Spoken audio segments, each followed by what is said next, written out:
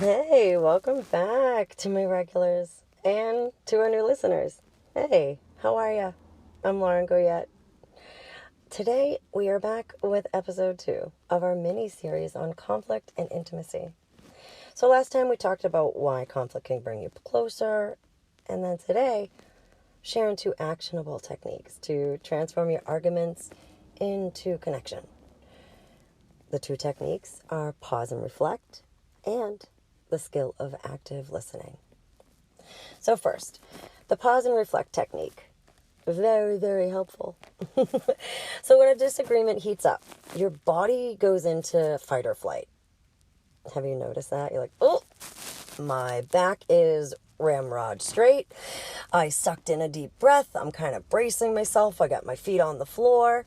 If you're sitting, maybe sometimes you stand up. Your brain is flooded with stress hormones like cortisol. And then your reasoning goes out the freaking window. So when you pause, it gives your prefrontal cortex a chance to re-engage. The prefrontal cortex is part of your brain that helps you think, respond intentionally, and then express yourself clearly. So here's how. First, stop the argument momentarily. All right? Second, take a deep breath and identify your feelings. Is it anger? Is it hurt? Is it frustration? Is it fear?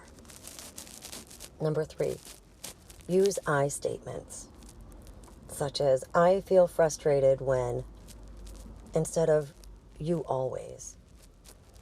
So let me try that again with you real quick, all right? If I'm saying to you, you always do this to me, then I say, I feel frustrated when this conversation keeps coming back up for us. Which one feels better for you to hear? Yeah, it's most likely the I feel, right? Anytime somebody says you right at you, we immediately go into defensive mode. You're like, oh shit, this is about me. Uh-oh. And you always? Ooh, what if it isn't always the case? You may feel like that in the moment, right? But what if always isn't the case? What if it's just happened a few times, right? So this small pause reduces the tension and then sets the stage for constructive dialogue. So that's the thing. Stopping the argument momentarily, you can say, hold on 1 second. I need a minute. I will be back. I've had a few people who are like, wait, what do you mean? Just stop the argument. How do I do that? So there's your first skill, your first technique. Next is active listening and mirroring, like a mirror on the wall. I know I have a heavy Boston accent. Mirroring. Sounds ridiculous. I'm trying to say it. Here's the thing. It's simple, but it works wonders. What happens?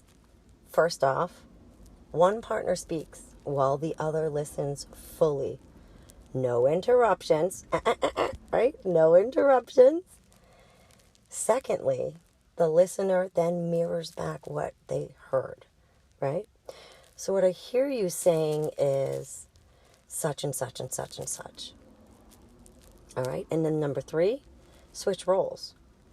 But let me just rewind real quick. So what I hear you saying is such and such, such and such, such and such. There may be a lot of misconstrued, opinions you had in your brain about what they actually said. So this is a great way to clear up any confusion so they can say, no, that's not what I meant. I meant blah, blah, blah.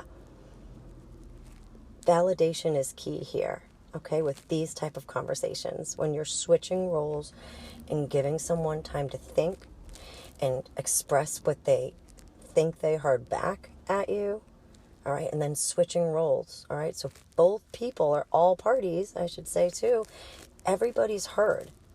So you keep going until you understand fully, all right, or if it gets too heavy, you do a break. You say, I'd love to take an hour break. The body actually needs 20 minutes for the adrenaline and the cortisol to go back to base levels. All right, so there's just a couple little extra tidbits for you. So neuroscience shows that when we feel understood, oxytocin spikes and that cortisol drops. So that's right. Just being heard literally makes you feel calmer and closer. So, action step time. Try these together this week. If you want, this is your invitation.